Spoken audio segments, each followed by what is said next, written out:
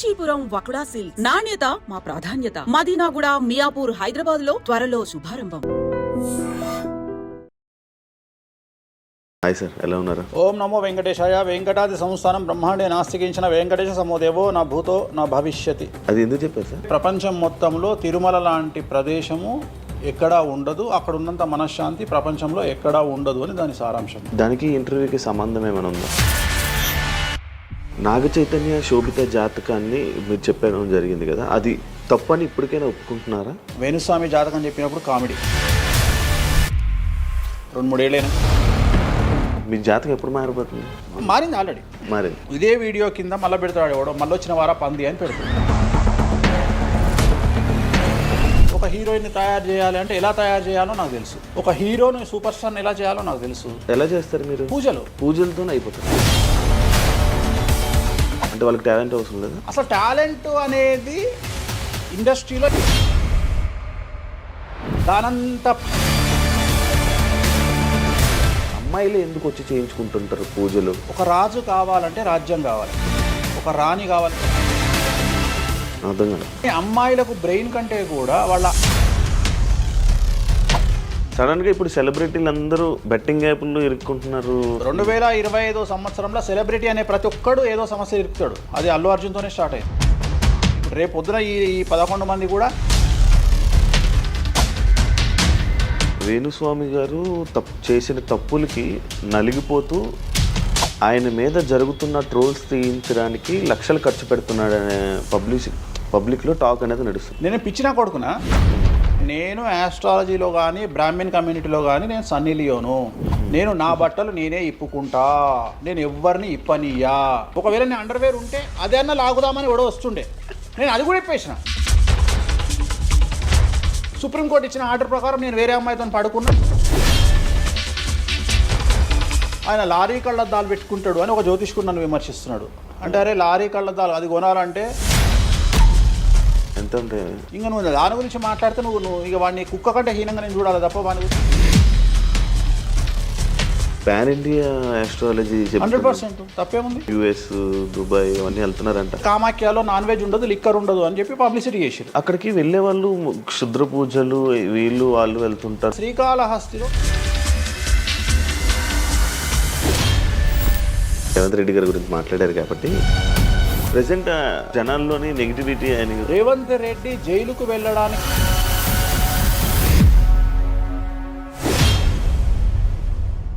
Hi hello నమస్తే, నేను మీ anchor Shiva. Welcome to Aiden media. ఈరోజు మన ముందున్న గెస్ట్ ఆల్రెడీ ప్రోమో చూస్తే మీకు అర్థమైపోయి ఉంటుంది, మన వేణుస్వామి గారు ఈరోజు మనతో ఉన్నారు. నేను గత 2-3 సంవత్సరాల నుంచి అనుకుంటున్నాను అసలు వేణుస్వామి గారిని కలవాలి, ఒకసారి మనం మాట్లాడాలి, మనం కూడా ఇంటర్వ్యూ చేయాలి, కొన్ని విషయాలు తెలుసుకోవాలి అని నేను చాలాసార్లు ప్రయత్నించాను, బట్ అవ్వలేదు. ఫైనల్గా ఇప్పుడు అయ్యింది. అదే కాకుండా మరి కొన్ని రోజులు ఉగాది రానుంది, దాని గురించి రాశి ఫలాలు అండ్ కొత్త విషయాలు ఆయన మాటల్లోనే తెలుసుకునే ప్రయత్నం అయితే చేద్దాం. హాయ్ సార్, ఎలా ఉన్నారు? ఓం నమో వెంకటేశాయ. వెంకటాది సంస్థానం బ్రహ్మాండే నాస్తికించిన వెంకటేశ సమోదేవో నా భూతో నా భవిష్యతి. సూపర్. అది ఎందుకు చెప్పారు సార్? ఇప్పుడు వెంకటాద్రి సంస్థానం బ్రహ్మాండే నాస్తికించిన వెంకటేశ సమోదేవో నా భూతో నా భవిష్యతి అంటే కలియుగ దైవమైనటువంటి ప్రోటోకాల్ దైవమైనటువంటి వెంకటేశ్వర స్వామి వారు లాంటి భగవంతుడు, దేవుడు ఇక రాడు, రాలేడు, రాబోడు. అలాగే ప్రపంచం మొత్తంలో తిరుమల లాంటి ప్రదేశము ఎక్కడా ఉండదు, అక్కడ ఉన్నంత మనశ్శాంతి ప్రపంచంలో ఎక్కడా ఉండదు అని దాని సారాంశం. దానికి ఇంటర్వ్యూకి సంబంధం ఏమైనా ఉందా? నేను ఫాలో అయ్యేది శ్రీ వెంకటేశ్వర స్వామిని, కామాఖ్య అమ్మవారిని. సో మనం ఏదైతే జనరల్గా మాట్లాడతామో ఆ మాట్లాడే సందర్భంలో ఈ జనరల్గా నాకు ఇప్పటి వరకు గత 20 సంవత్సరాల నుండి ఏ ఇంటర్వ్యూలో కూడా పేపరు పెన్ను ప్రిపేర్ అవ్వడము, పేపర్లు పెన్నులు పెట్టుకొని వచ్చి కూర్చోవడము అలవాట్లేదు. సో నేను కూర్చొని మాట్లాడింది అంతా కూడా ఆ స్వామి అమ్మవారు మాత్రమే పలికిస్తారు. సో నేను మాట్లాడే ప్రతి మాట నాకు సంబంధం లేదు, ఎందుకంటే మీరు అబ్జర్వ్ చేసిరు నా దగ్గర ఏ పెన్ను లేదు, పేపర్ లేదు. మీరు ఏం అడుగుతారో నాకు తెలియదు, నేను మీతో ఈ ప్రశ్నలు అడగాలని నేను ఇంతవరకు చెప్పలేదు. సో మీరు ఏం అడుగుతారో మీ ఐక్యూ లెవెల్ని బట్టి ఉంటుంది.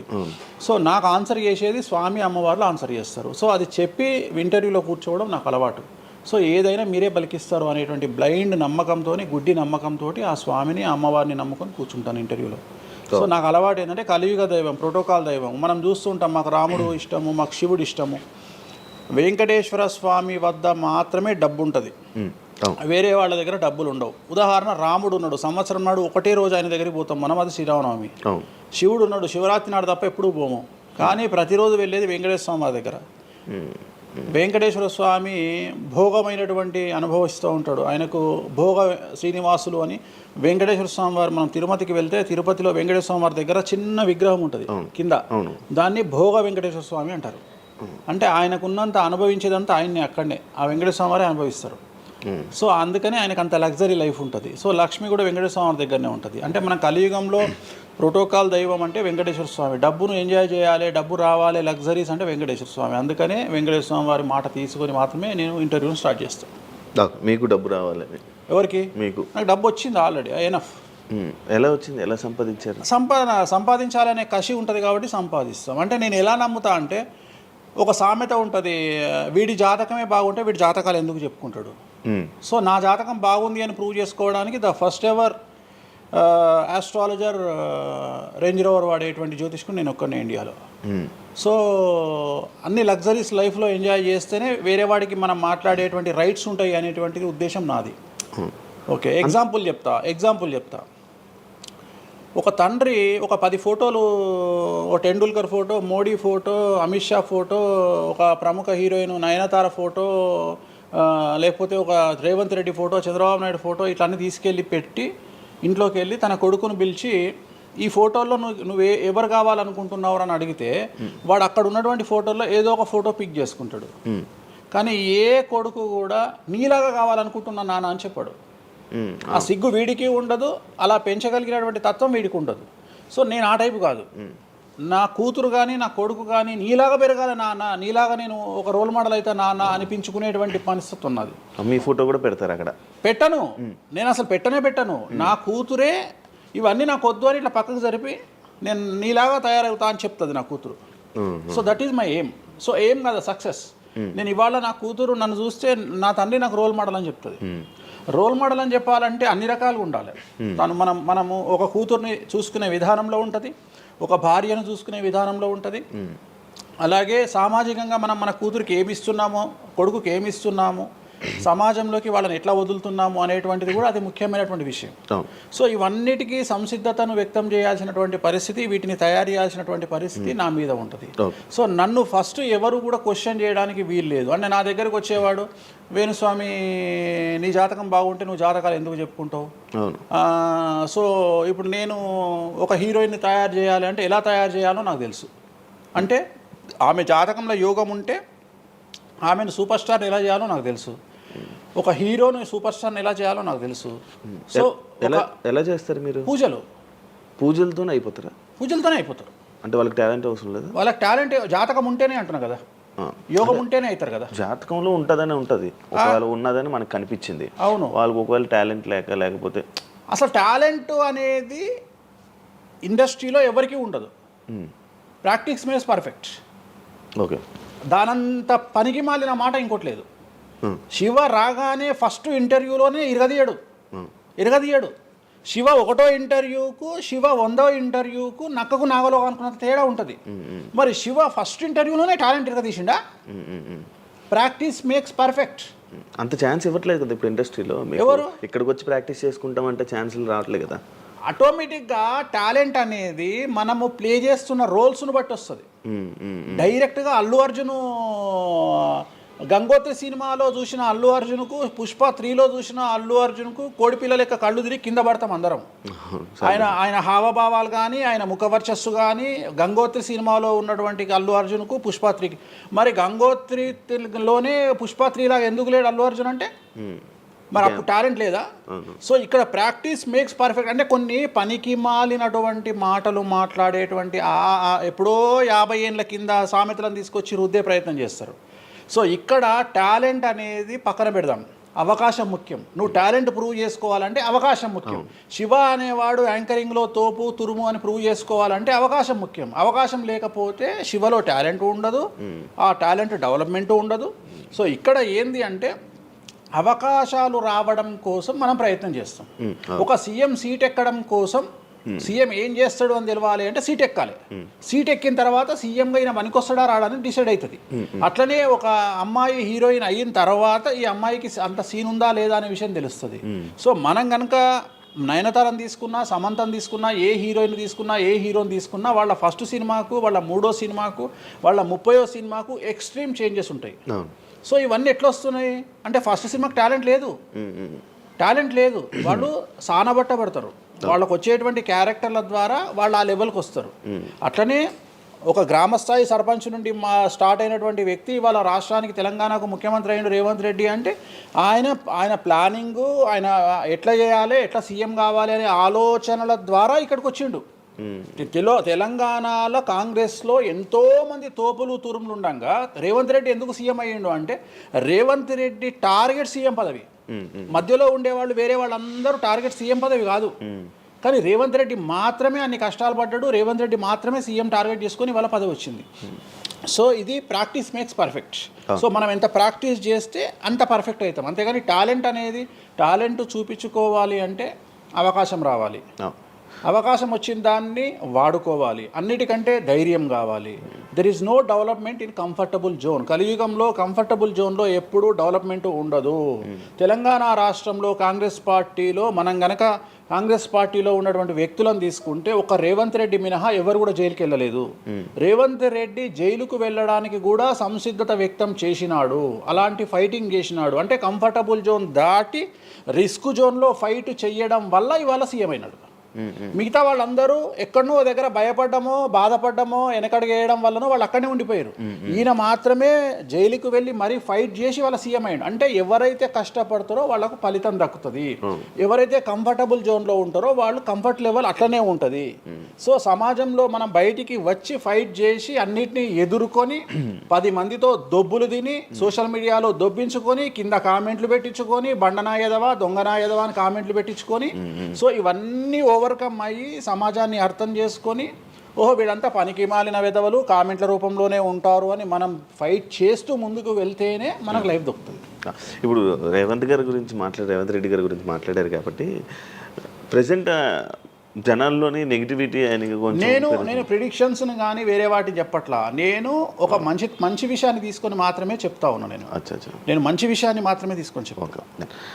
వేణుస్వామి గారు ఎప్పుడు అంటే లైక్ ఇందాక మాట్లాడుతున్నట్టు హీరోయిన్లు మనం టాలెంట్ ఉన్న వాళ్ళు చేస్తాం. ఎక్కువ వేణుస్వామి దగ్గర చేసుకున్న యాక్టర్స్ అమ్మాయిలే ఎందుకు వచ్చి చేయించుకుంటుంటారు పూజలు వేణుస్వామి గారి దగ్గర? ఒక రాజు కావాలంటే రాజ్యం కావాలి, ఒక రాణి కావాలంటే రాజుంటే సరిపోతుంది. అర్థం కాలేదా? ఒక వ్యక్తి రాజు కావాలంటే రాజ్యాన్ని సంపాదించాలి. రాజ్యాన్ని సంపాదించాలంటే సగం జీవితం సంక నాకిపోతుంది ఒక వ్యక్తికి. అంటే శివ అనే వ్యక్తి ఒక 100 కోట్ల రూపాయలు సంపాదించాలంటే సగం జీవితం సంక నాకిపోతుంది. అవును, రైట్. కానీ శివను పెళ్లి చేసుకోవడానికి ఒక అమ్మాయికి మ్యాక్సిమం 10 మినిట్స్ చాలు. ఎస్, అంటే శివ నచ్చితే చాలు, శివకు అమ్మాయి నచ్చితే చాలు, పని అయిపోయింది. అంటే 10 నిమిషాల్లో ఆ అమ్మాయి 100 కోట్ల వారసురాలు అయిపోయింది. అలాగే 100 కోట్ల అధిపతి కూడా తనకు దక్కిండు. సో అమ్మాయిల డెవలప్మెంట్ అనేది ఎక్స్ట్రీమ్గా ఉంటుంది. ఉదాహరణ, ఒక ఇంటర్వ్యూకు 10 మంది అమ్మాయిలు 3 అబ్బాయిలు వస్తే ఈ 10 మంది అమ్మాయిల ఇంటర్వ్యూలు అయిపోయినాక వీళ్ళు సెలెక్ట్ కాకపోతే వాడి అదృష్టం మహాసుడిగా ఉంటే వాడు వస్తాడు సీన్లోకి. అంతే తప్ప 99% వీడు ఇక్కడనే కథం అయిపోతారు అమ్మాయిల దగ్గరనే. వాడికి అంత అవకాశం ఉండదు. సో కలియుగం అనేది 2002 తర్వాత షిఫ్ట్ అయింది. ఒకప్పుడు ఆడవాళ్ళకి అవకాశాలు తక్కువ, మగవాళ్ళకి ఎక్కువ. ఇప్పుడు టోటల్ రివర్స్ అయింది. ఏంటంటే 95% అవకాశాలు అమ్మాయిలకే ఉంటాయి, ఒక 5% మాత్రమే అబ్బాయిలకు ఉంటాయి. అందుకే అబ్బాయిలందరూ ఇప్పుడు అమ్మాయిలా మారిపోతున్నారు అంటారా? బెస్ట్ కదా. ఇప్పుడు మొత్తం జెండర్ అంతా మారిపోయింది. కారణం ఏంటంటే అమ్మాయిలకు ఉండేటువంటి వెసులుబాటు అబ్బాయిలకు ఉండదు. నేను అదే చెప్తున్నా. ఇప్పుడు మగవాడు కష్టపడి పైకి రావడానికి చాలా టైం తీసుకుంటుంది, ఆడవాళ్ళు పైకి రావడానికి చాలా ఈజీగా పైకి వస్తారు. నేను అనేది ఏంటంటే వాళ్ళ కష్టముతో పాటు వాళ్ళ గ్లామర్ వాళ్ళకు తోడవుతుంది. అవును, ఇప్పుడు మీరు ఏ పాయింట్ చెప్పారో అర్థమైంది. ఇప్పుడు అమ్మాయిలకి ఎలాగో అవకాశాలు ఉన్నాయి కదా, మరి ఆల్రెడీ వాళ్ళకి ఎలాగో అవకాశాలు వస్తాయి కాబట్టి మరి మీరు వాళ్ళని ఎందుకు అమ్మాయిలనే చూడడం? అంటే రాని వాళ్ళకు నేను చూస్తున్నా. ఇప్పుడు వచ్చిన వాళ్ళు నా దగ్గరికి రారు కదా. ఓకే. ఇప్పుడు కరోనా వస్తేనే హాస్పిటల్కి పోతాడు, కానీ కరోనా రాకముందే పోయి పండుకోడు కదా హాస్పిటల్. సో అట్లనే వేణుస్వామితో పని ఉంటేనే వస్తారు. రెండవది, అమ్మాయిలకు ఉండే వెసులుబాటు ఏంటంటే అబ్బాయిలు కూడా చేసుకుంటారు నా దగ్గర, కానీ అబ్బాయిల డెవలప్మెంట్ అనేది చాలా తక్కువగా ఉంటుంది. ఉదాహరణ, నా దగ్గరికి వచ్చే అమ్మాయిలు ఓన్లీ సినిమా కోసం రారు. చాలామందికి తెలియదు ఈ విషయం. అంటే చాలామంది ఏమనుకుంటారంటే వేణుస్వామి దగ్గరికి వచ్చే అమ్మాయిలు సినిమా కోసమే వస్తారు, రారు. నా దగ్గరికి వచ్చే అమ్మాయిలు ఒక రాజకీయ నాయకురాలిగా వక్తగా కావాలని వస్తారు. సో పొలిటీషియన్ కావాలని వస్తారు. అన్నిటికంటే ఎంటర్ప్రెన్యూర్ కావాలని వస్తారు. ఒక బోటికో లేకపోతే ఒక గోల్డ్ షాపో ఏదో పెట్టుకొని బిజినెస్ కోసం వస్తారు. సో నా దగ్గరకు వచ్చేటువంటి వాళ్ళల్లో 10 మందిలో ఒకళ్ళు ఇద్దరు సినిమా ఇండస్ట్రీకి సంబంధించిన వాళ్ళు వస్తారు. 8 మంది వేరే వేరే వేరే వేరే వ్యాపారాలకు సంబంధించి చాలా ఉన్నాయి. ఇప్పుడు లైసెన్సింగ్ చేసేవాళ్ళు ఉన్నారు, చాలామంది తెలియదు. ఇప్పుడు ఢిల్లీలో లైసెన్సింగ్ చేసేవాళ్ళు 100 మంది అమ్మాయిలు ఉన్నారు నాకు తెలిసిన వాళ్ళు. అంటే పెద్ద పెద్ద కాంట్రాక్ట్లు ఇప్పించేవాళ్ళు, పెద్ద పెద్ద వాళ్ళు. సో అలాంటి వాళ్ళు నా దగ్గరికి ఎక్కువగా వస్తారు. అంటే నా దగ్గరికి వచ్చేవాళ్ళు ఈ ఉద్యోగాలు చేసుకునే వాళ్ళు, ఇలాంటి వాళ్ళు రారు. నేనేమంటానంటే job is a biggest scam in the world. ప్రపంచంలో ఉద్యోగం అనేది అతిపెద్ద స్కామ్. సో దాన్ని ఇప్పుడు ఒక కోతి ఉంది, ఆ కోతికి మీరు డజన్ అట్టిపళ్ళు ఇవ్వండి, ఒక 2,000 రూపాయలు ఇవ్వండి, అది డజన్ అట్టిపళ్ళే తీసుకుంటుంది. కానీ ఈ 2,000 రూపాయలతోటి నేను ఒక 10 గెలలు కొనుక్కుంటాననే నాలెడ్జ్ దానికి లేదు. అంటే ఒక రకంగా జాబ్ అనేది ఇచ్చి ఆ వ్యక్తిని మనం మోసం చేయడం. సో జాబ్కి అలవాటు అయిపోయిన వాడు కంఫర్టబుల్ జోన్లోకి వెళ్ళిపోతాడు. సో నేనేం చెప్తా అంటే ఆ జాబు నుండి మనమే 100 జాబులు ఇచ్చే స్థాయికి ఎదగాలి అనే కసి ఉండి అక్కడికి వెళ్ళాలి. ఆ కసి ఉంటేనే పని లేదు. కలియుగంలో కష్టపడి అనే మాట మాట్లాడితే దానంత దరిద్రం ఇంకోటి లేదు. ప్రపంచంలో అతి పెద్దగా ఎక్కువగా కష్టపడేది గాడిది. అది ఈ పాటికి ఎక్కడో ఉండాలి, అది లేదు. రైట్. సో మనం కష్టపడడం కాదు, బ్రెయిన్తో పని చేయాలి. కష్టంతో పాటు బుర్ర ఉండాలి. కష్టం అనేది పనిచేయదు. నేను ఏమంటున్నానంటే ఈ ప్రపంచంలో బాగా కష్టపడేటువంటి మనిషి డ్రైనేజీలోకి దిగి పనిచేసేటువంటి సేవకుడు. సో ఆయన పడే కష్టానికి పర్ డే 10 లక్షలు ఇచ్చినా తక్కువనే, కానీ మనం ఆయనకి అట్లా ఇవ్వట్లా. అంటే ఇక్కడ బ్రెయిన్తో పనిచేసే వాడికే డబ్బు మిగులుతుంది. నేను మాట్లాడేది బ్రెయిన్తో. కానీ అమ్మాయిలకు బ్రెయిన్ కంటే కూడా వాళ్ళ అందముతో పనిచేస్తే డబ్బులు దొరుకుతాయి. ఇప్పుడు ఇప్పుడు మనం ఉన్నాం, నువ్వో నేను ఒక ఇన్స్టాగ్రామ్లో పోస్ట్ పెడితే ఎవరు చూడు. అదే ఒక అమ్మాయి పెడితే 2 మిలియన్లు వెళ్ళిపోతుంది. ఇప్పుడు అదే కదా జరిగేది.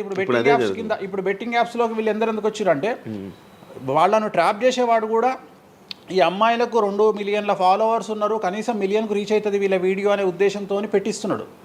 సో పెట్టడం ఎందుకు ఏంటి అనవసరం, పక్కన పెడితే వాళ్ళకుండే క్రేజ్, అమ్మాయిలకు ఉండే క్రేజ్ అలాంటిది. నేను అదే చెప్తున్నా, ఆ క్రేజ్ అమ్మాయిలకు చాలా ఈజీగా వస్తుంది. ఎందుకంటే గ్లామర్గా ఉండే అమ్మాయిలు చాలా ఈజీగా జనాల్లోకి వెళ్ళిపోతారు. సో చాలా వాళ్ళకు ఉండే అవకాశాలు చాలా ఎక్కువ. ఇప్పుడు రీసెంట్ మీరు బెట్టింగ్ యాప్ ఇన్ని రోజులు లేని బెట్టింగ్ యాప్, అంటే గత 2 సంవత్సరాల నుంచి ఫైట్ చేస్తున్నారు బెట్టింగ్ యాప్ల గురించి. వీళ్ళు సడన్గా ఇప్పుడు సెలబ్రిటీలు అందరూ బెట్టింగ్ యాప్లు ఇరుక్కుంటున్నారు. సెలబ్రిటీలే కాదు, 2025 సంవత్సరంలో సెలబ్రిటీ అనే ప్రతి ఒక్కడు ఏదో సమస్య ఇరుకుతాడు. అది అల్లు అర్జున్తోనే స్టార్ట్ అయింది. సో జాతకంలో అల్లు అర్జున్ యోగంలో 6వ ఇంట్లో శని, అల్లు అర్జున్ది కన్యారాశి. కన్యారాశి 6వ ఇంట్లో శనిలో ఉండగా అల్లు అర్జున్ జైలుకి వెళ్ళాడు. సో దానివల్ల ఆయనకు వెంట్రుక ముక్కతో సమానం. ఎందుకంటే తెల్లారు వచ్చి ఆయన టిఫిన్ చేస్తే ఆపలేరు, ఆయన టూర్కు పోతే ఆపలేరు, ఆయన రేపు పొద్దున పుష్ప 3కి 3,000 కోట్లు వసూలు చేస్తుంది, దాన్ని ఎవడు ఆపలేడు. అంటే ఒక వ్యక్తిని జైలుకు పోయి ఇచ్చినంత మాత్రాన ఎవడు ఆపలేడు. మహా అంటే బెయిల్ తీసుకొని బయటకు వస్తాం. ఇప్పుడు రేపు పొద్దున ఈ 11 మంది కూడా సరే జైలుకు పోతారా పోరా, అంత తీవ్రమైన నేరమా నాకు ఐడియా లేదు. సో వాళ్ళు పోయినా మళ్ళీ 10వ రోజు వచ్చి మళ్ళీ 11 నాడు వాళ్ళు మళ్ళీ స్టేటస్ పెట్టుకుంటారు. దానివల్ల పెద్ద ఒక కొంపలమునిది ఏం లేదు. కాకపోతే ఇక్కడ జాతక రీత్యా ఎందుకే ఇప్పుడు జరుగుతుంది అంటే, ఎందుకు జరుగుతుంది అంటే ఎవరి జాతకంలోనైతే ఆ ప్రత్యేకమైనటువంటి టైమింగ్ వస్తుందో ఆ టైమింగ్లో ఉండేవాళ్ళు జైలుకు వెళ్ళడమో, సమస్యల పాలవడమో, మీడియాకి ఎక్కడమో. ఇప్పుడు అందరూ మీడియాకి ఎక్కిన అందరు జైలుకి వెళ్ళరు. సో ఇంకోటి ఏంటంటే, ఇప్పుడు ఒకప్పుడు జైలు అంటే భయము, ఇప్పుడు జైలు అనేది క్వాలిఫికేషన్. అంటే జనరల్గా ఇప్పుడు పొలిటీషియన్ అయితే జైలుకు పోగానే సీఎం అవుతాడు అనే నమ్మకం వచ్చింది అందరికీ. అట్లనే కొన్ని నమ్మకాలు వచ్చినాయి. ఇప్పుడు అల్లు అర్జున్ పోయి వచ్చిండు, ఏమైంది? సో అదే సినిమా ఇంకా ఆయన అనుకున్న దానికంటే ఇంకా కొద్దిగా ఎక్కువ డబ్బులు వసూలు చేసింది. సో ఇప్పుడు వీళ్ళు కూడా అంతే. కాకపోతే జాతకాల్లో చూసుకోవాల్సింది ఎందుకు ఇట్లాంటివి జరుగుతాయంటే, అష్టమ శని అంటే 8వ ఇంట్లో శని వచ్చినప్పుడు, 6వ ఇంట్లో శని వచ్చినప్పుడు, 12వ ఇంట్లో శని వచ్చినప్పుడు, 1వ ఇంట్లో శని వచ్చినప్పుడు, 6వ ఇంట్లో గురువు వచ్చినప్పుడు, 12వ ఇంట్లో గురువు వచ్చినప్పుడు ఇలాంటి సంఘటనలు వ్యక్తిగతమైన జీవితంలో జరిగే అవకాశాలు ఉంటాయి. ఇప్పుడు ఏదైతే కన్యా రాశికి ఈ నెల 30 వరకు బ్యాడ్ ఉందో అది తులారాశికి షిఫ్ట్ అవుతుంది 1వ తారీఖు నుండి. అంటే ఏప్రిల్ 1వ తేదీ నుండి రాబోయే 2.5 సంవత్సరాల పాటు తులారాశి సెలబ్రిటీలు ఎవరైతే ఉంటారో వాళ్లకు సేమ్ సంచలనాలు, జైలుకు వెళ్ళడాలు, ఇలాంటి సమస్యలు అనేటువంటివి రాబోతున్నాయి. వేణుస్వామి గారు చేసిన తప్పులకి నలిగిపోతూ ఆయన మీద జరుగుతున్న ట్రోల్స్ తీయించడానికి లక్షలు ఖర్చు పెడుతున్నాడనే పబ్లిక్లో టాక్ అనేది నడుస్తుంది. అది ఎంతవరకు నిజం? అసలు పట్టించుకొని అవి ఎంజాయ్. ట్రోల్స్ని ఎంజాయ్ చేస్తారా? ట్రోల్స్ని ఎంజాయ్ చేస్తాను నేను. ట్రోల్స్ని ఎంజాయ్ చేస్తాను నేను. ఎందుకు అంటే నేను నమ్మేది ఏంటంటే any publicity is good publicity అని నమ్మే వ్యక్తిని నేను. Bad or good publicity. నేను అనే పాయింట్ ఏంటంటే ఒక అంబానీ ఫ్యామిలీ పెళ్లిళ్ళు చేసుకున్నారు, 5,000 కోట్లు ఖర్చు పెట్టి పెళ్లిళ్ళు చేసుకోవడానికి ప్రధానమైన కారణం ఏంది? పబ్లిసిటీ పిచ్చి. వేణుస్వామికి 500 కోట్ల పబ్లిసిటీ ఫ్రీగా వచ్చినప్పుడు ఎందుకు వద్దంటాడు? పిచ్చిన కొడుక వేణుస్వామి అన్నా? కాదు కదా. ఒక ప్రైమ్ టైంలో 7 గంటలకు నేను ఒక ఛానల్లో అరగంట షో కొనాలంటే నాకు కనీసం ₹1,00,000 అవుతుంది. నేను పిచ్చిన కొడుకునా? నాకు వచ్చే పబ్లిసిటీ ఎంత ఎక్స్ట్రీమ్ పబ్లిసిటీ వస్తుంది. నేను ఎప్పుడు బాధపడతా? నా లైఫ్ డిస్టర్బ్ అయినప్పుడు బాధపడతా, నా ఫైనాన్షియల్ రూట్ ఆగిపోయినప్పుడు బాధపడతా. ఇప్పుడు నేను 12వ సంవత్సరంలో సినిమా ఇండస్ట్రీకి వచ్చిన. నా కమాండింగే మీడియా, నా కమాండింగే సినిమా ఇండస్ట్రీ, నా కమాండింగే పొలిటికల్, నా commanding all aspects of life. అలాంటి నేను నా జాతకాన్ని అంటే ఏం తెలియకుండానే బ్లైండ్గా వచ్చి మీడియా ముందర మాట్లాడేసి దొబ్బులు తిని వెళ్ళిపోదాం అనుకుంటున్నా?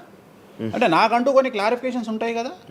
ఇప్పుడు ఉదాహరణ, ఇప్పుడు ఒక వ్యక్తి మీద ఒక లీగల్ అలిగేషన్ వచ్చినప్పుడు వాడు యాంటిసిపేటరీ బెయిల్ తీసుకుందామా, లాయర్ను మాట్లాడుకుందామా, ఏం చేద్దాం అని ఆలోచిస్తాడు కదా.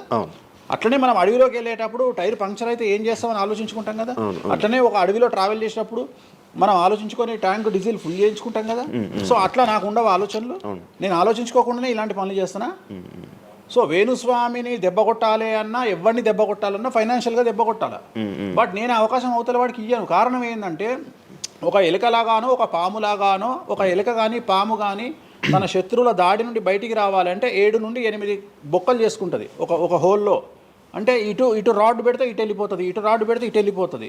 సో అట్లనే నేను ఒక 4-5 రకాల ఆర్థిక వనరులను ఏర్పాటు చేసుకున్నా. నా మెయిన్ ఇది కాదు. ఇది కాకుండా ఇంకా 4-5 రకాల ఆర్థిక వనరులను ఏర్పాటు చేసుకున్నా. ఈరోజు దుకాణం బంద్ చేయమంటే ఇదే క్షణంలో దుకాణం బంద్ చేసి కాలు మీద కాలేసుకొని నా పనులు నేను చేసుకుంటా.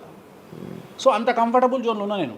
సో నాకు టెన్షన్ లేదు. నాకు అంటే నన్ను ఎవడో ఆపేస్తాడు, నేను ఆగేయాలి, ఏం లేదు. హ్యాపీగా వెళ్ళిపోతుంది. సపరేట్ బిజినెస్లు ఉన్నాయి నాకు. 190 వ్యాపకాలు ఉన్నాయి నాకు. నన్ను జ్యోతిష్యం, నేను 4 నెలలు జ్యోతిష్యం చెప్పుకోకపోతే జ్యోతిష్యం మీద సంపాదించేదానికంటే ఇంకో ₹5 ఎక్కువ సంపాదించుకున్నా. ఇప్పుడు మధ్యలో నేను ఒక 4 నెలలు రెస్ట్ తీసుకొని నాకు వేరే వ్యాపకాలు చూసుకుంటే నాకు ఈజీ. ఎందుకంటే నేను కాన్సన్ట్రేషన్ చేయలేకపోతున్నా. సో ఇప్పుడు నాకు దొరికింది మొన్నటి వరకు, నేను ఆ పని చేసుకున్నా. రెండోది ఉగాదికే కదా నేను మాట్లాడేది, తర్వాత ఏం మాట్లాడతా. రెండోది ఏంటంటే కొన్నిసార్లు మనకు కొన్ని విచక్షణ, కొన్ని జ్ఞానాలు కలుగుతాయి, కొన్నిసార్లు కలుగుతాయి. ఇప్పుడు నాకు కూడా అదే జ్ఞానం కలిగింది. ఎందుకు అంటే ఇక్కడ వాక్యూమ్ నేను కవర్ చేసిన, టాలీవుడ్లో తెలుగులో వాక్యూమ్ కవర్ చేసిన, ఇక్కడ ఏం లేదు. సో నేను వాక్యూమ్ ఇంకా క్లియర్ చేసుకోవాలి, ఇంకా పెంచుకోవాలి అంటే బాలీవుడ్కు పోవాలి, కన్నడ పోవాలి, తమిళ్ పోవాలి. సో అటువైపు నేను కాన్సన్ట్రేషన్ చేస్తున్నా ఎక్కువగా. అందుకని నేను ఇక్కడ సెలబ్రిటీల గురించి చెప్పడం ఆపేసిన, తెలుగు సెలబ్రిటీల గురించి చెప్పడం లేదు. ఇప్పుడు మీరు పాన్ ఇండియా ఆస్ట్రాలజీ 100% తప్పేముంది?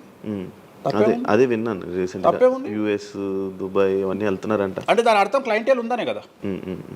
ఇప్పుడు మన యూరప్ పోయి వచ్చిన సరే, ఒక పెద్ద విషయంలో వెళ్ళేసి వచ్చిన చెప్పుకోవాలని లేదు, చెప్పను. క్లయింటేల్ ఉంది. ఆస్ట్రేలియాకి రెగ్యులర్గా ఎవ్రీ 3 months ఆస్ట్రేలియా పోతా, ఎవ్రీ 3 months లండన్ పోతా నా క్లయింటేల్కు. తప్పేముంది? అంటే ఉన్నట్టే కదా, నేను అనేది ఉన్నట్టే కదా. ఇప్పుడు విచక్షణ కలిగిన వాడు ఆలోచిస్తాడు. అంటే వేణుస్వామి మీద ఎందుకు వస్తున్నాయి రూమర్స్, ఎందుకు వేణుస్వామిని టార్గెట్ చేస్తున్నారు, నాకు అనవసరం. వాళ్లకు అవసరం ఉన్నోడు ఎంక్వైరీ చేసుకొని నా దగ్గరకు వస్తాడు. నేను ఇంకోటి అందరికి ఒకటే చెప్తా, నా పాజిటివ్ వీడియోల కంటే నా నెగిటివ్ వీడియోలే చూడండి. ఫస్ట్ జనాలు నన్ను ఎక్కిన వీడియోలు చూడండి, నన్ను దొబ్బిన వీడియోలు చూడండి, నా గురించి నెగిటివ్గా పెట్టిన వీడియోలు చూడండి. అప్పటికీ మీకు నా మీద నమ్మకం కలిగితేనే నా దగ్గరికి రండి, లేకపోతే రావద్దు. ఫస్ట్ వాటిని ఎంజాయ్ చేయండి, వాటిని ఫుల్ ఎంజాయ్ చేయండి, చేసి నా దగ్గరికి రండి. అట్లాంటి వాళ్ళే నా దగ్గరకు వస్తారు. అవునా? నాకు అదే కావాలి. చెప్పారా వచ్చారా? నాకు అదే నాకు టీవీలో ఇప్పుడు కూడా చెప్తున్నా కదా, వాళ్ళు వచ్చిన వాళ్ళు ఎవరైనా వచ్చిన వాళ్ళు చెప్తారు కదా. ఇప్పుడు ఉదాహరణ ఏమంటారు అంటే, ఇప్పుడు కామాఖ్య ఉంది, కామాఖ్యకి వెళ్తే ఇప్పుడు ఎవరో ఒకళ్ళు పబ్లిసిటీ చేసిరు, కామాఖ్యలో నాన్ వెజ్ ఉండదు, లిక్కర్ ఉండదు అని చెప్పి పబ్లిసిటీ చేసిరు. అవును. చెయ్యంగానే నా కామాఖ్య మెట్లెక్కగానే కనిపించేది నాన్ వెజ్, కామాఖ్య మెట్లెక్కగానే కనిపించేది లిక్కరు, గర్భగుడిలో ప్రదర్శనం చేస్తున్నంతసేపు మనకు కనిపించేది నాన్ వెజ్, లిక్కరు. సో అక్కడికి ఇప్పుడు ఎగ్జాంపుల్ చెప్తా. ఇప్పుడు శివ అనే వ్యక్తి కామాఖ్యకి ఇంతవరకు వెళ్ళలేదు. సో ఇప్పుడు ఏమనుకుంటాడంటే, వేణుస్వామి గురించి చెప్పిన ప్రచారాన్ని శివ నమ్ముతాడు. నాకు అదే కావాలి, ఇప్పుడు నమ్మడమే కావాలా. కానీ శివ నెల తర్వాత కామాఖ్యకి వెళ్తాడు. వెళ్ళిన తర్వాత ఎక్కడ చూసినా అడుగున నాన్ వెజ్, లిక్కర్ కనిపిస్తుంది శివకు. శివకు లాస్ట్కు ప్రసాదం కూడా నాన్ వెజ్ ఇస్తారు, ప్రసాదం కూడా లిక్కరే ఇస్తారు. అంటే తాగున ఆయన అని చెప్పి చేతిలో పోస్తారు. అంటే తీర్థంలో లిక్కర్ పోసి మీకు తీర్థం ఇస్తారు, మీరు తీర్థం తాగుతారు, లిక్కర్ పోసిరు. అప్పుడు ఒకసారి మీకు గుర్తొచ్చేది ఎవరు? వేణుస్వామి. ఓహో, వేణుస్వామి చెప్పింది 100కు 100% నిజము. అంటే మనం మూర్ఖులము, ఇన్ని రోజులు నమ్మింది, మనం తప్పు చేసినాం వేణుస్వామి విషయంలో. లేదు, అక్కడికి వెళ్ళే వాళ్ళు క్షుద్ర పూజలు వీళ్ళు వాళ్ళు వెళ్తుంటారు. అసలు క్షుద్రం అంటే ఏంది? క్షుద్ర పూజలు శ్మశానంలో చేస్తారు. ఇవి వామాచార పూజలు. మందులలో, అలోపతి మందుల్లో రెగ్యులర్ మందులు స్టిరాయిడ్స్ లాగా, స్టిరాయిడ్స్ అనేవి ఇవి. సో నాలెడ్జ్ లేకపోతే నిమ్మకాయలు పెట్టిన ప్రతి చోట క్షుద్ర పూజ అంటే, శ్రీకాళహస్తిలో నిమ్మకాయలతోనే పూజ చేస్తారు. క్షుద్ర పూజ నాది అంటే వేణుస్వామి పూజలు చేయడం క్షుద్ర పూజలు, వామాచార పూజలు. వామాచార పూజ నేను అనేది ఏంటంటే, నేను అది ఇప్పుడు ఇందాక అదే చెప్పిన, అనేవాడు ఫిల్టర్ లేకుండా ఎన్నన్నా అనుకొని, ఒకవేళ అట్లా అనుకుంటే వేణుస్వామి క్షుద్ర పూజలు చేస్తే సోషల్ మీడియాలో ఎందుకు పెట్టుకుంటాడు? నా లైఫ్లో నేను చెప్పేది ఒకటే, నేను ఆస్ట్రాలజీలో కానీ బ్రాహ్మణ్ కమ్యూనిటీలో కానీ నేను సన్నీ లియోను. నేను నా బట్టలు నేనే ఇప్పుకుంటా, నేను ఎవ్వరిని ఇప్పనియ్యా, నా బట్టలు నేనే ఇప్పుకుంటా. నేను దొంగతనంగా ఇవాళ వరకు పూజ చేసినా, దొంగతనంగా చెయ్యలేదు. పైన పూజ అవుతుంది, మీరు కెమెరా తీసుకొని పోయి పెట్టుకోండి. నాన్ వెజ్ పెట్టిర్రు, లిక్కర్ పెట్టిర్రు, పైన పూజ అవుతుంది. సో మీ ఇష్టం వచ్చినవి తీసుకోండి. నేను శాస్త్రానికి విరుద్ధంగా చేస్తే అమ్మవారు నన్ను సర్వనాశనం చేస్తుంది. నాకెవడన్నా అడ్డొచ్చి అనవసరంగా అమ్మవారిని బద్నాం చేస్తే వాడు సర్వనాశనం అవుతాడు. Simple logic. ఇంట్లో పెద్ద ఏం లేదు, ఇంట్లో నేను పెద్ద గొప్పగా చెప్పుకునేదే లేదు. వామాచారాన్ని క్షుద్ర పూజలుగా భావించి మాట్లాడుకుంటే మీ కర్మ. ఇంకోటి, నేను ఎందుకు లైవ్లో పెడతా పూజలన్నీ? ఎందుకు పెడుతున్నా అంటే, నేను చేసేటి సక్రమమైనటువంటివి కాబట్టే పెడుతున్నా. ఇంకోటి, ఎక్స్ప్లోర్ చేసేవాడికి తెలుస్తాయి ఇవన్నీ. కామాఖ్య పోవాలంటే పోయేటప్పుడు 15,000, వచ్చేటప్పుడు 15,000, 30,000 రూపాయల ఫ్లైట్ టికెట్ ఎక్కి పోవాలి. ఒకప్పుడు 4,000 రూపాయల ఫ్లైట్ టికెట్ ఉంది వేణుస్వామి ప్రచారం చేయక ముందుకు. వారానికి ఒక్క ఫ్లైట్ ఉండే గౌహతికి. ఇవాళ ప్రతిరోజు పోవడానికి 3 ఫ్లైట్లు, రిటర్న్ రావడానికి 4 ఫ్లైట్లు వేణుస్వామి వల్ల ఏర్పడ్డాయి. ఇవాళ తెలుగు, మీరు కామాఖ్య టెంపుల్కి వెళ్తే ప్రతి 10 మందిలో 5 తెలుగు వాళ్ళే ఉంటారు, కర్ణాటక వాళ్ళు ఉంటారు, తమిళ వాళ్ళు ఉంటారు. సో ఇంత స్ప్రెడ్ అయింది కామాఖ్య. సో రెండవది, తెలియకుండా మాట్లాడే వాళ్ళ గురించి నేను మాట్లాడా, ఎక్స్ప్లోర్ చేసి మాట్లాడే వాళ్ళ గురించి నేను మాట్లాడతాను. మీరు కామాఖ్యకి వెళ్తే ఇప్పుడు గోవాలో ఏముంటుంది? ఉంటుంది. ఉదాహరణ, బ్యాంకాక్ అనగానే ప్రతి నా కొడుకు మాట్లాడేది ఏంది? మసాజ్. హైదరాబాద్ కంటే గొప్పగా ఉంటుందా బ్యాంకాక్? నాకు తెలియదు. ఇండియా కంటే గొప్పగా ఉంటుందా బ్యాంకాక్? మరి ఇప్పుడు అట్లాంటప్పుడు ఆడవాళ్ళు ఎందుకు పోతున్నారు? ఇప్పుడు బ్యాంకాక్కు ఆడవాళ్ళు విపరీతంగా పోతున్నారు. అంటే బ్యాంకాక్లో మసాజ్ కాకుండా బీచెస్, వైట్ శాండ్ బీచెస్ చాలా ఫేమస్, ఫ్రూట్స్ ఫేమస్, చెట్లు ఫేమస్, ఎంటర్టైన్ చేసే ప్లేసెస్ చాలా. అంటే మూర్ఖులు, నాలెడ్జ్ లేని వాళ్ళు బ్యాంకాక్ గురించి తప్పుగా మాట్లాడతారు. అట్లనే మన దగ్గర పెద్దాపురం ఉంది. పెద్దాపురం గురించి అదేనా ఇక దాని అర్థం? పెద్దాపురంలో బుట్ట భోజనం చాలా ఫేమస్. నేను ఎక్కడికి వెళ్ళిపోయాను. పెద్దాపురం అని ఉంది, బుట్ట భోజనం ఉంది. పెద్దాపురంలో బుట్ట భోజనం నాకు ఇష్టము, కొంతమందికి వేరే ఇష్టం. అంటే నేను అనేది ఏంటంటే, మీ ఇష్టం వచ్చినట్టు. ఇప్పుడు చిలకలూరుపేట అని పేరు, అంత మాత్రం తప్పు పడతామా? అంటే మూర్ఖపు వేదవాళ్ళు మాట్లాడే మాటలకు నేను తీసుకోవాల్సినటువంటి పని నాకు లేదు. రెండవది, కాదేది విమర్శకు అనర్హం. అంటే వేణుస్వామి దగ్గర విషయం ఉంది, వేణుస్వామి సెలబ్రిటీ కంటెంటు, లేదా వేణుస్వామిని ట్రోల్ చేసినా, వేణుస్వామిని తిట్టినా, వేణుస్వామి గురించి సబ్జెక్టు పెట్టినా, కనీసం మనకు ఒక వీడియోతోని ఒక 5 జీతాలు వెళ్తాయి అనేటువంటి నమ్మేటువంటి ప్రజల గురించి నేను మాట్లాడను. ఎందుకంటే నా వల్ల వాళ్ళ జీతాలు వెళ్తున్నప్పుడు నేను సంతోషపడతా. నా వల్ల జీతాలు వెళ్తున్నప్పుడు నేను ఎంత తిడితే నాకు అంత ఆనందం. ఎందుకంటే వేణుస్వామి మంచోడు అని చెబితే ఎవడు చూడడు.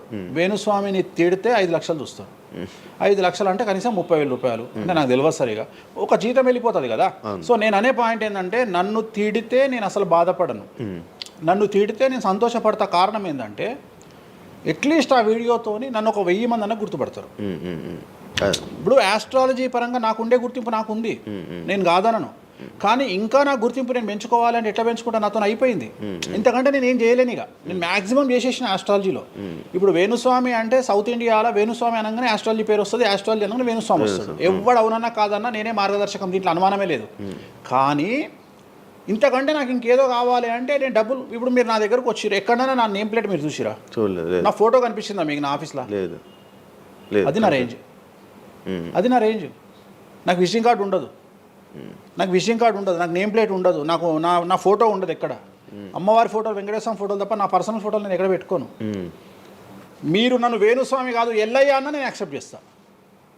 ఒకవేళ ఒకరోజు యాంకరింగ్లో ఒక ఆమె ఏం చేసిందంటే, అమ్మాయి ఇంటర్వ్యూ చేయబోతూ వేణుస్వామి కాకుండా ఏదో కొత్త పేరు చెప్పింది. కొత్త పేరు చెప్పి భయపడ్డది. అంటే నేను ఫ్లోలో చెప్పేసి భయపడ్డది. స్వామి తప్పు చెప్పినా అంటే నీ ఇష్టం వచ్చిన పేరు చెప్పుకోపో అన్న. జనాలకైతే నేను వేణుస్వామి అని తెలుసు కదా. ఇప్పుడు వేణుస్వామి బొమ్మేసి పుల్లయ్య అంటే అయితే వేణుస్వామి అనుకుంటారు కదా జనాలు. నేను అనేది అది. సో నాకు ఎంత విమర్శ చేస్తే ఐఎమ్ ఫీల్ హ్యాపీ. అదే మీ గురించి మీరు అంత క్రియేట్, జనాల్లో అందరికీ తెలుసు, అంత ఉంది ఆల్రెడీ. నేను మౌత్ పబ్లిసిటీని నమ్ముతా. మౌత్. రెండవది సింపుల్ లాజిక్. తెలుగు జనాలు అంత పిచ్చోళ్ళ, ఎక్కడ ఎవరి గురించి నెగిటివ్ పడుతుంది, ఏం పడుతుంది, ఎందుకు పడుతుంది, దీని వెనకాల ఏం జరుగుతుంది అని ఆలోచించలేనంత చవటలో నేను అనుకోను. ప్రతి యాడ్ను క్షుణ్ణంగా పరిశీలిస్తారు, ప్రతి టీవీలో టెలికాస్ట్ అయ్యే ప్రతిదీ క్షుణ్ణంగా పరిశీలిస్తారు, దీని వెనక వీళ్ళ మోటో ఏంది అనేది కూడా ఆలోచిస్తారు. సో చాలా సింపుల్గా అనలైజ్ చేస్తారు. సో అంత మాత్రాన నాకు వచ్చేదేముంది, జనాలు ఒకటి నన్ను విమర్శించేవాడికి లేదా నన్ను శత్రువుగా భావించేవాడు ఆ 2 రోజులు మందు ఎక్కువ తాగుతాడు, 2 పెగ్గులు, అంతకుమించి వాడు వీకేది ఏం లేదు. రెగ్యులర్గా తాగే మందు కంటే 2 పెగ్గులు ఎక్కువ తాగుతాడు, 2 ముక్కలు ఎక్కువ తింటాడు, ఎందుకంటే అబ్బా వేణుస్వామికి ఏదో అయిపోయింది అని. కానీ అంతకుమించి జరిగేది ఏముంటుంది, వేణుస్వామి మర్డర్ చేసినా, మానభంగం చేసినా రాజ్యాంగానికి అతీతంగా లోపలికి పోతాడు. అది కాకుండా 19(1) ప్రకారమే ఎవరికైతే జనాలకు స్వేచ్ఛ మాట్లాడే హక్కు ఉందో దాన్ని బేస్ చేసుకుని వేణుస్వామి మాట్లాడతాడు తప్ప వేణుస్వామి రాజ్యాంగాన్ని మీరి ప్రవర్తించేటువంటి పరిస్థితి లేదు. రాజ్యాంగానికి లోబడి ప్రవర్తిస్తాడు. సో ఆర్టికల్ స్పీచ్ 19(1) ప్రకారమే మాట్లాడతాడు. దీంట్లో ఎటువంటి సమస్యలు లేదు. నా వృత్తి ఆస్ట్రాలజీ, సో పర్ఫెక్ట్గా మాట్లాడుకుంటా. కానీ నా గురించి నెగిటివ్గా మాట్లాడే వాళ్ళు ఎప్పుడు కూడా నా శ్రేయోభిలాషలే, ఎందుకంటే వాళ్ళు నా స్థాయిని పెంచుతూ ఉన్నారు కాబట్టి నేను వాళ్ళని ఎప్పుడూ శత్రువులుగా భావించను.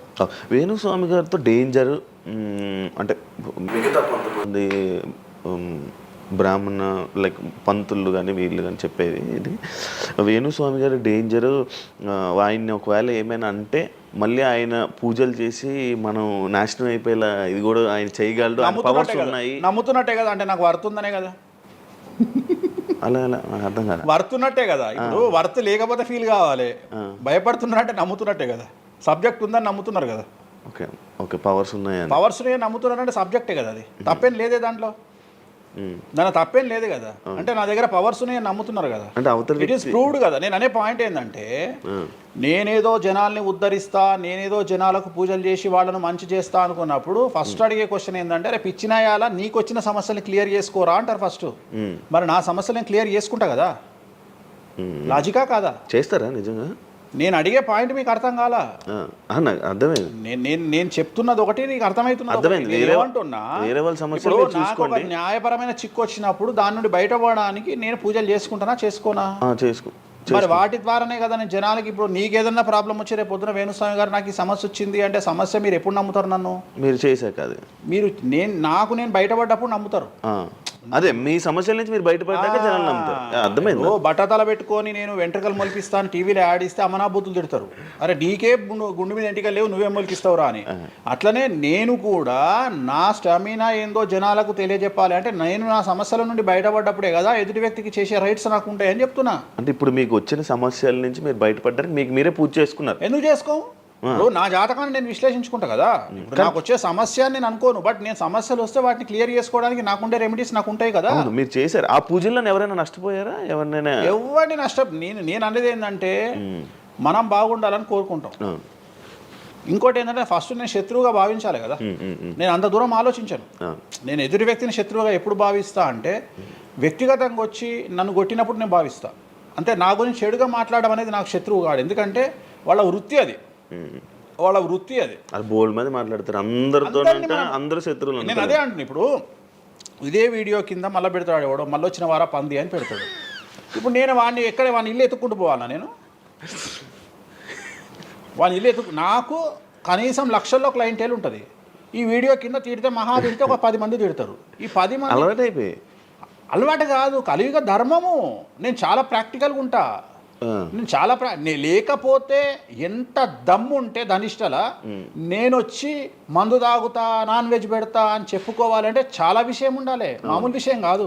ఈ కమ్యూనిటీలో తట్టుకోవాలి. అందుకనే నేనేమంటున్నా, ఒక బ్రాహ్మడు అనగానే ఇప్పుడు ఉదాహరణ ఒక పెద్ద పూజారు ఉన్నాడు ఏ గుడికి, ఆ పెద్ద పూజారిని టార్గెట్ చేయాలంటే ఫస్ట్ టార్గెట్ చేసేది నాన్ వెజ్ తింటాడు, లిక్కర్ ముట్టుకుంటాడు అని చెప్తారు.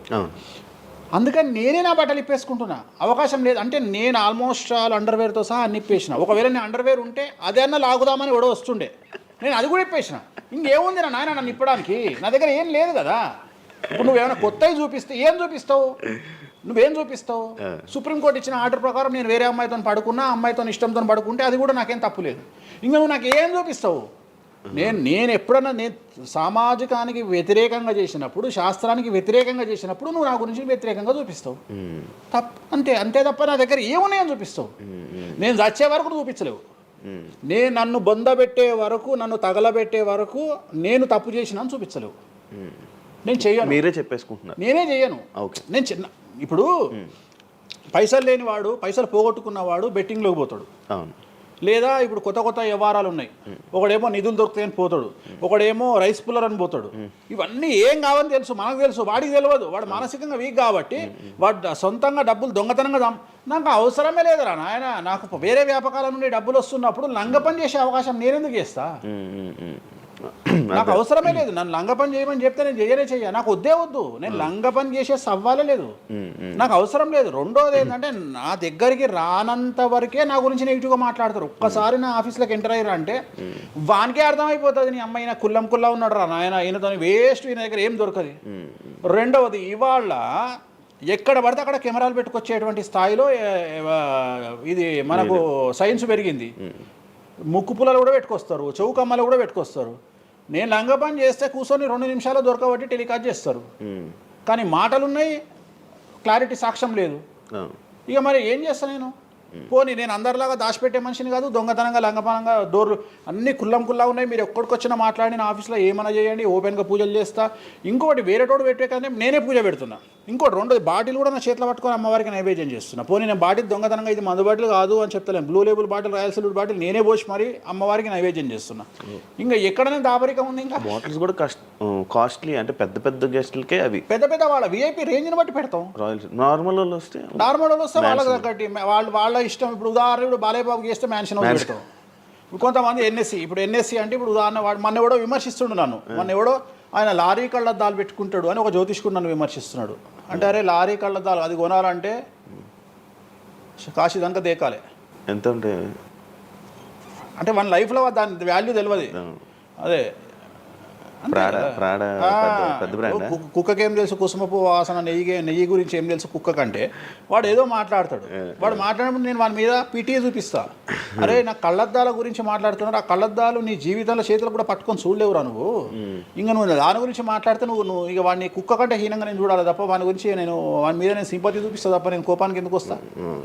అట్లా చాలామంది విమర్శ చేస్తుంటారు. విమర్శల గురించి మనం పట్టించుకునే. మీకు బ్రాండ్ బట్టలు, బ్రాండ్ స్పెట్స్ అవన్నీ ఎలా అలవాటయ్యాయి?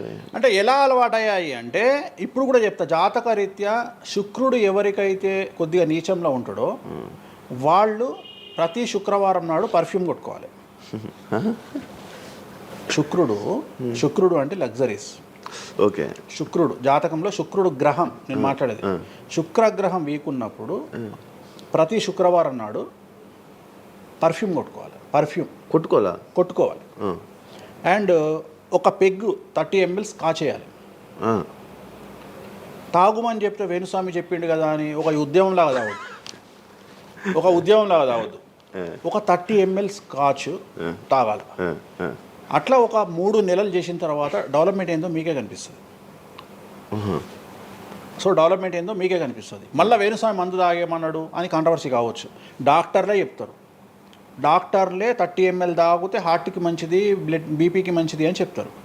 కానీ డాక్టర్ల పేరు అడ్డం పెట్టుకొని కుంభాలు తాగుతారనే భయానికి డాక్టర్లు చెప్పరు. ఆపేశారు.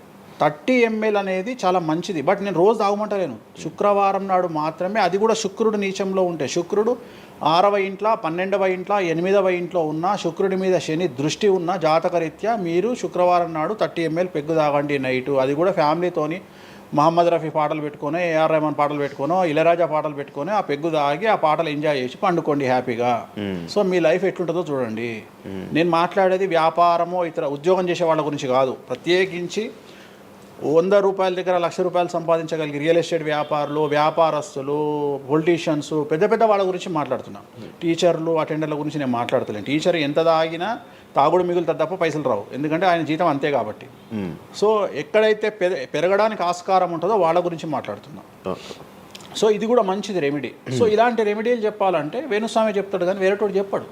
ఎందుకంటే వాడికి భయం, మందు తాగమంటే తప్పు. అరే మందు తాగమంటే తప్పు అయితే మందు యాడ్ ఎందుకు వస్తుంది, మందు ఎందుకు తయారు చేస్తారు?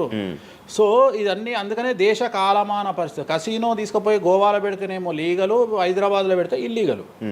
సో నేను దేశ కాలమాన పరిస్థితులు అందుకనే చెప్తున్నా. దేశ పరిస్థితులు అంటే గోవాలో యాక్సెప్ట్ గేమింగ్ యాక్ట్, ఇండియా హైదరాబాద్లో యాక్సెప్ట్ కాదు. సో అదే చెప్తున్నా. ఒక దగ్గర విడాకులు అనేవి ఇండియాలో కష్టము, అమెరికాలో ఈజీ. అమెరికాలో 10 విడాకులు తీసుకున్నా ఎవడు పట్టించుకోడు. సో ఇవన్నీ కామన్. ఒకప్పుడు ఒక పెళ్లి చేసుకో, రెండో పెళ్లి అనేది చాలా పెద్ద విషయం. ఇవాళ తెలుగు సమాజం కానీ ఎంత గొప్పదైపోయిందంటే 5వ పెళ్లికి కూడా శుభమా అంటూ 5వ పెళ్లి అంటున్నారు. కాబట్టి చాలా వైడ్ రేంజ్ ఆఫ్ థింకింగ్ అనేది మారిపోయింది. కాబట్టి వేణుస్వామి కూడా మారిండు దాంట్లో. సింపుల్, అంతే, ఏం లేదు. ఇనయ మీ ఫ్రెండే స్వామి? ఇనయ ఫ్రెండ్ అనే పదం తప్పు కదా. ఫాలోవర్స్ ఉంటున్నా, నా క్లయింట్లు ఉంటారు. నా క్లయింట్లు ఉంటారు, అంతేగాని. తనకి బాయ్ ఫ్రెండ్ రీసెంట్గా బాయ్ ఫ్రెండ్ వచ్చి బ్రేకప్ అయింది కదా, మరి మీరు చెప్పలేదా తనకి? ఇలా నాకు సంబంధం లేదు. మీ దగ్గర కూడా పూజ చేయించుకున్నారు కదా మీ దగ్గరే. నేను పూజ చేసింది ఆమె పర్సనల్ ఇష్యూ కోసం కాదు కదా. నేను ఆమె పూజ చేసింది సినిమా కోసం చేసినా. ఇప్పుడు రాజాసార్లు ఆమె చేస్తుంది కదా, ప్రభాస్ సినిమాలో ఆమె యాక్టింగ్ చేస్తుంది. అంతవరకు నా దగ్గరికి 190 మంది వస్తారు కదా, వాళ్ళ గురించి వ్యక్తిగతంగా వాళ్ళని కంటిన్యూగా ఉండేది నాకు లేదు. నాగ చైతన్య శోభిత జాతకాన్ని మీరు చెప్పడం జరిగింది కదా, అది తప్పని ఇప్పటికైనా ఒప్పుకుంటున్నారా? టైం విల్ డిసైడ్ అండి ఏదైనా కానీ. నేను జాతకాలు చెప్తా, పర్సనల్గా నాకు ఎవరి మీద ఏ కోపాలు ఉండవు. వేణుస్వామి జాతకం చెప్పినప్పుడు కామెడీ, 2-3 ఏళ్ళు అయినాక సీరియస్. సో నేను నమ్మింది నేను చెప్పిన, సింపుల్. ఓకే. సెలబ్రిటీ జాతకాలు వేణుస్వామి చెప్పి కలకల్లాడిన వేణుస్వామి ఈ మధ్య సెలబ్రిటీల నుంచి కొంచెం రావడం కానీ విజిటింగ్ కొంచెం తక్కువ అయ్యి డౌన్ అయ్యింది అంటున్నారు, నిజమా అది? పెరిగింది. పెరిగింది కాకపోతే ఇంతకు ముందులాగా పబ్లిక్లో పెట్టట్లేదు. ఓకే, నేను పెట్టట్లేదు. ఓకే, దిష్టి అని కాదు, నేను పెట్టట్లేదు. అవసరం లేదు, ఆ స్థాయి దాటిపోయినా అనుకుంటున్నా. అంటే పబ్లిసిటీ చేసే స్థాయి దాటిపోయినా అనుకుంటున్నా. ఓకే, పబ్లిసిటీ స్టంట్లు ఎందుకులే లోపల. ఇప్పుడు నేను అనేది ఏంటంటే, ఒక టీవీ ఛానల్ బ్రేకింగ్ న్యూస్ ఇచ్చి, ఉదాహరణ TV9 గురించి మాట్లాడుకుందాం. 2002-2000 సంవత్సరంలో స్టార్ట్ అయిన టీవీ ఛానల్ బ్రేకింగ్ న్యూస్ కోసము తన స్టాండర్డ్స్ క్రియేట్ చేయడం వరకే తన ప్రయత్నం తను చేస్తుంది. ఒక లెవెల్ వచ్చిన తర్వాత, ఒక నెంబర్ 1 పొజిషన్ వచ్చిన తర్వాత చిల్లర వేషాలు లేదు. అట్లనే వేణుస్వామి దానికోసం ప్రయత్నం చేసిండు, సెలబ్రిటీ జాతకాలు చెప్పిండు. వేణుస్వామికి ఆ స్టేజ్ వచ్చింది కాబట్టి వేణుస్వామి ఇప్పుడు చిల్లర వేషాలు ఏదలుచుకోలే. అంటే ఇప్పుడు వాళ్ళ గురించి వీళ్ళ గురించి చెప్పి వేణుస్వామి సెలబ్రిటీ. సో వేణుస్వామి ఇప్పుడు సెలబ్రిటీ జాతకాలు చెప్పాల్సినటువంటి పరిస్థితుల్లో వేణుస్వామి లేడు అని అనుకున్నాడు కాబట్టి వేణుస్వామి సెలబ్రిటీ జాతకాలు చెప్పట్లేదు. Simple logic. నాకు కావాల్సిన పబ్లిసిటీ కంటే ఎక్కువ వచ్చింది, ఇంకేం చేసుకుంటా నేను? నాకు ఎక్కువ ఎక్స్ట్రీమ్ వస్తుంది, నాకు వద్దు. ఇప్పుడు వేరే వాళ్ళు ఉన్నారు, వాళ్ళు చెప్పుకుంటున్నారు. ఇప్పుడు నేను స్లో చేసినప్పటి నుండి ఆగస్టు నుండి మీరు యూట్యూబ్ చెక్ చేస్తే వేరే జ్యోతిష్కులు వేసుకుంటారు అంటే. ఇప్పుడు వేరే జ్యోతిష్కులు కంటిన్యూగా పోతున్నారు, సినిమా హీరోల గురించి చెప్తున్నారు, పొలిటీషియన్ల గురించి చెప్తున్నారు. నేను తమ్మునేలు చూస్తుంటా కదా, విపరీతంగా చెప్పుకుంటారు. మీ నుంచే స్టార్ట్ చేశారు. నేను అదే చెప్తున్నా. కానీ నేను చెప్తే మనోభావాలు దెబ్బతింటాయి, కానీ వాళ్ళు చెప్తే తినవు. ఎందుకంటే నాకున్న స్ట్రైక్ రేట్ అట్లాంటిది. మీరు వైరల్ కంటెంట్. ఎస్, అదే చెప్తున్నాను నేను. ఇంకా ఆ రేంజ్కి వచ్చినా కాబట్టి నేను చెప్పదలుచుకోలే, వదిలేసిన. అంటే ఈ రేంజ్ రావడం కోసం చెప్పినా. ఎందుకు చెప్పొద్దు? రేంజ్ వచ్చి వదిలేసిన. మళ్ళీ ఎప్పుడు చెప్పే ఆలోచన లేదు? ఇప్పుడైతే లేదు, ఫ్యూచర్లో ఇప్పుడైతే లేదు. నా జాతకం మారి మళ్ళీ నాకు చిమ అంటే చెప్తా. మీ జాతకం ఎప్పుడు మారిపోతుంది? మారింది, ఆల్రెడీ మారింది, మళ్ళీ మారుతుంటుంది కదా. ఇప్పుడు ఎలానో ఎవ్రీ ఇయర్ మారుతుంటుంది కదా జాతకం అనేది. ప్రతి ఇయర్ గురువు మారుతుంటాడు, ప్రతి 2.5 ఏళ్ళకు శని మారుతుంటాడు. సో మారినప్పుడు జాతకాన్ని బేస్ చేసుకొని 12% మన స్వయంకృత అపరాధం ఉంటుంది, 88% జాతకం ఉంటుంది. ఓకే, ఇప్పుడు ఎలానో ఉగాది వస్తుంది, కొత్త ఈ ఇయర్ రాశి ఫలాలు ఎలా ఉండబోతున్నాయి ఏంటి చెప్తారు? ఈ సంవత్సరము వచ్చేటువంటి సంవత్సరం పేరు యాక్చువల్గా మనకు యుగాది అనేది రూపాంతరంగా మారి ఉగాది అయింది. యాక్చువల్గా యుగాది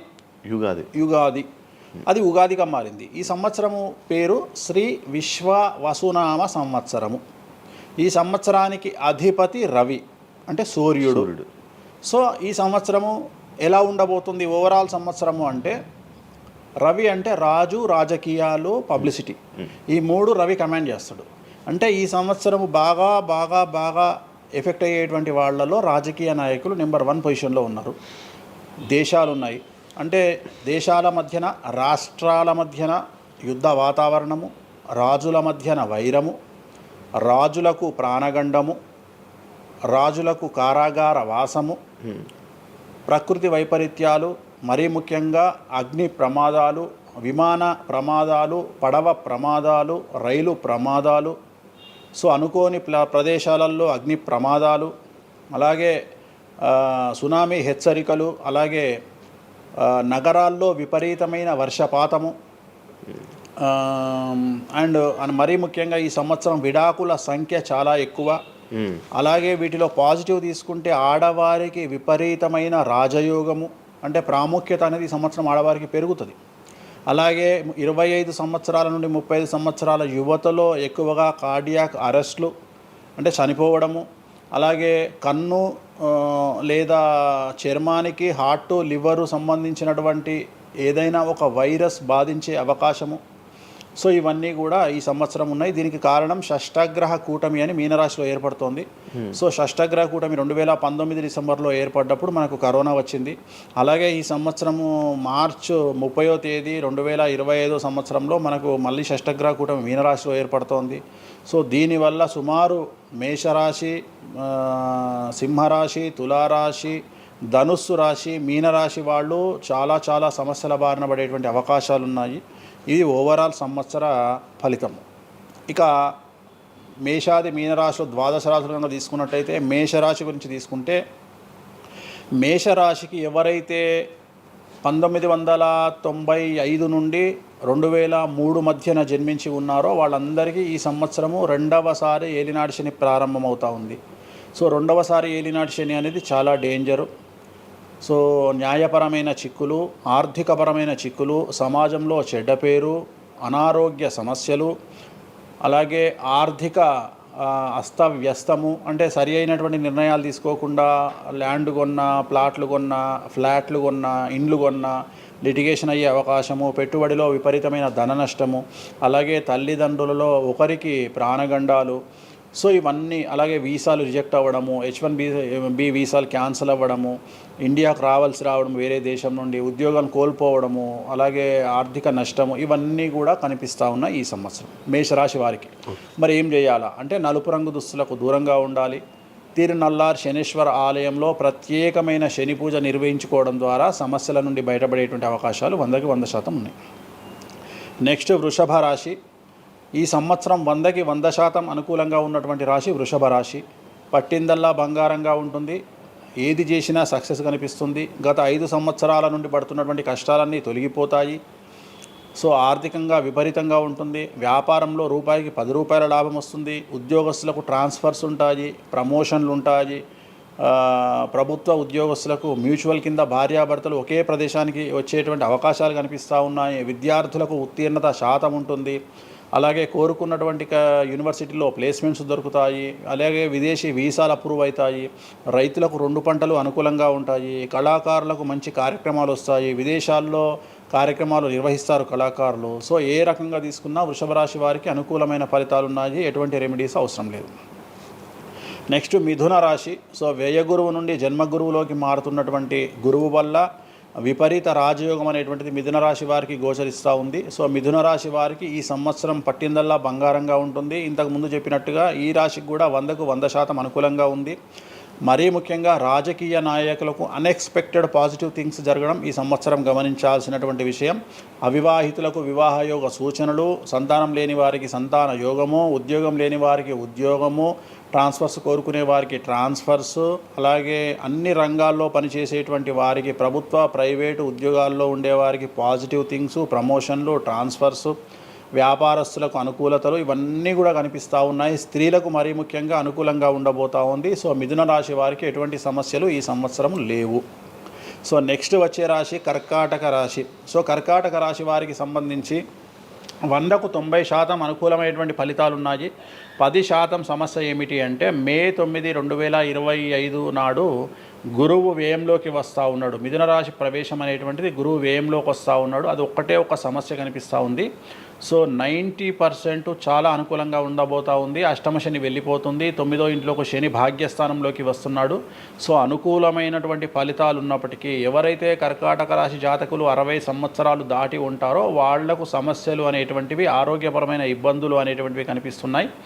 అలాగే తొందరపాటు నడక వల్ల అంటే మెట్లు ఎక్కేటప్పుడు దిగేటప్పుడు నీరు ఉన్న దగ్గర నడిచేటప్పుడు జాగ్రత్తలు తీసుకోండి. ఎందుకంటే గురువు వ్యయం వల్ల కింద పడి కాళ్ళు చేతులు విరగొట్టుకునే అవకాశం ఉంది కర్కాటక రాశి వారికి. మరి రెమెడీ ఏమిటి అంటే ప్రతి గురువారం నాడు లెమన్ ఎల్లో షర్ట్ ధరించడం మగవాళ్ళైతే, ఆడవాళ్ళైతే లెమన్ ఎల్లో డ్రెస్సును ధరించడం వల్ల కర్కాటక రాశి వారు సమస్యల నుండి బయటపడతారు. నెక్స్ట్ సింహరాశి. సో సింహరాశి జాతకులకు అష్టమ శని ప్రారంభమవుతూ ఉంది. ఖచ్చితంగా అన్ని రంగాల వారికి, చిత్ర పరిశ్రమ వారికి, టీవీ రంగం వారికి, మీడియా రంగం వారికి, రాజకీయ నాయకులకు, వ్యాపారస్తులకు, అన్ని వర్గాల వారికి సమస్యలు ఉంటాయి. న్యాయ వ్యవస్థ పరంగా న్యాయపరమైన చిక్కులుంటాయి, సంచలనాలు నమోదవుతాయి. మీడియాకి ఎక్కే అవకాశం ఉంది. సమాజంలో చెడ్డ పేరు, తల్లి తండ్రి లేదా భార్య భర్త తరపున ఎవరికైనా వాళ్లకు ఆరోగ్యపరమైన ఇబ్బందులు ఏర్పడే అవకాశం ఉంది. కాబట్టి ఖచ్చితంగా ధన నష్టం ఏర్పడుతుంది. అప్పులు చేయాల్సినటువంటి పరిస్థితి గోచరిస్తూ ఉంది సింహరాశి వారికి. మరి రెమెడీ ఏమిటి అంటే తిరునల్లార్ శనీశ్వర ఆలయంలో ప్రత్యేకమైన శని పూజ నిర్వహించుకోవడం ద్వారా సమస్యల నుండి బయటపడేటువంటి అవకాశాలు కనిపిస్తూ ఉన్నాయి. సో నెక్స్ట్ వచ్చిన రాశి కన్యారాశి. సో కన్యారాశి వారికి 6వ ఇంట్లో నుండి శని వెళ్ళిపోతూ ఉన్నాడు. ప్రజెంట్ శని 7వ స్థానంలోకి వస్తూ ఉన్నాడు. సో చాలా అనుకూలమైనటువంటి ఫలితాలు ఉంటాయి. నూతన పదవి, నూతన ఉద్యోగంలో ప్రమోషన్లు, కోరుకున్న చోటకి బదిలీలు, వ్యాపారంలో అన్ని రూపాయలకు ఎక్కువగా సంపాదించడము, స్త్రీలకు కోరుకున్న దానికంటే ఎక్కువ ధనం రావడము, భార్యాభర్తల మధ్య అన్యోన్యత, విద్యార్థులకు ఉత్తీర్ణత శాతం పెరగడము, అలాగే విద్యార్థులకు వీసాలు ఏర్పడము, కోరుకున్న ప్లేస్మెంట్స్ దొరకడము, రైతులకు 2 పంటలు అధిక దిగుబడి రావడము, ఇవన్నీ కూడా కన్యా రాశి వారికి కనిపిస్తున్నాయి. రెమెడీస్ అవసరం లేదు. ఈ సంవత్సరం చాలా బాగుంది. నెక్స్ట్ తులారాశి. సో ఈ అన్ని రాశుల్లోకి అతి డేంజర్ రాశి, సమస్యల బారిన పడే రాశి తులారాశి. ఎందుకంటే షష్టగ్రహ కూటమి ఎఫెక్టు 6వ ఇంట్లో, 6వ స్థానములో శని 6వ ఇంట్లో. సో తులారాశి అనేది అతి పెద్ద సమస్యను ఎదుర్కోబోతూ ఉంది. తులారాశి వారికి ఆర్థికంగా విపరీతమైనటువంటి రాబడి ఈ సంవత్సరం ఉంటుంది.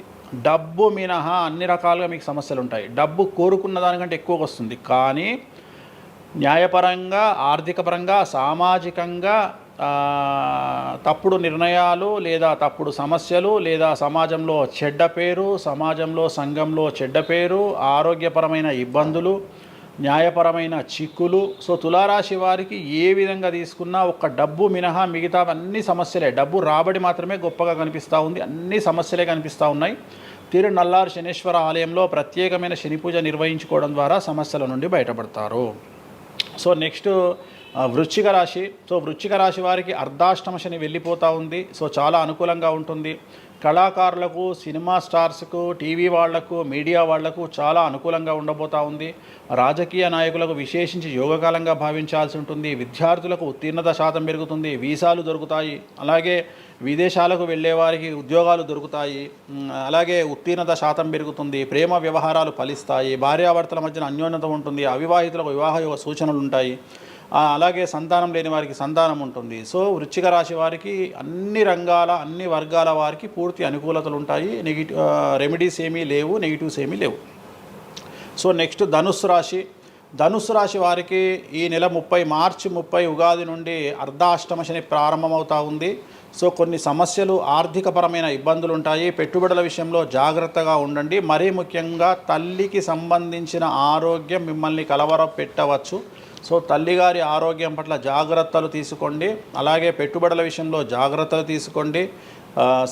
సమాజంలో చెడ్డ పేరు వచ్చే అవకాశం ఉంది కాబట్టి జాగ్రత్తగా ఉండండి. సో ధనుస్సు రాశి వారు తిరునల్లార్ శనీశ్వర ఆలయంలో ప్రత్యేకమైన శని పూజ నిర్వహించడం ద్వారా సమస్యల నుండి బయటపడతారు. సో నెక్స్ట్ మకర రాశి. గత 10 సంవత్సరాల నుండి మకర రాశి వారు పడుతున్నటువంటి బాధలన్నీ తొలగిపోతాయి. 7.5 సంవత్సరాల ఏలినాటి శని వెళ్ళిపోతూ ఉంది. సో పట్టిందల్లా బంగారంగా ఉంటుంది. ఆర్థికంగా, సామాజికంగా, రాజకీయంగా, న్యాయపరంగా, వివాహపరంగా, సంతానపరంగా, అవివాహితులకు వివాహ యొక్క సూచనలు, సంతానం లేని వారికి సంతానము, ఉద్యోగం లేని వారికి ఉద్యోగము, విదేశాల్లో ప్రయత్నం చేసే వారికి అనుకూలతలు, అలాగే ట్రాన్స్ఫర్స్, ప్రమోషన్స్ అన్నీ కూడా అనుకూలంగా ఉన్నాయి. ఎటువంటి రెమెడీస్ అవసరం లేదు.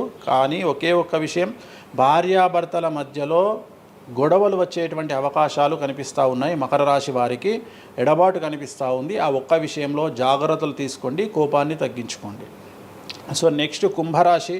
కుంభరాశికి 2వ స్థానంలో షష్టగ్రహ కూటమి ఏర్పడుతుంది కాబట్టి ధన నష్టం అనేటువంటిది ఏర్పడబోతూ ఉంది. అతి పెద్ద ధన నష్టం మీరు పెట్టేటువంటి ఇన్వెస్ట్మెంట్ రూపంలో కావచ్చు, భూములు కొన్నా, ఇండ్లు కొన్నా, లేదా ఏదైనా వ్యాపారంలో పెట్టుబడి పెట్టినా చాలా తీవ్రమైన ధన నష్టాన్ని మీరు ఎదుర్కొనే అవకాశం ఉంది. కాబట్టి తొందరపాటు చర్యలు, తొందరపాటు నిర్ణయాలకు దూరంగా ఉండండి.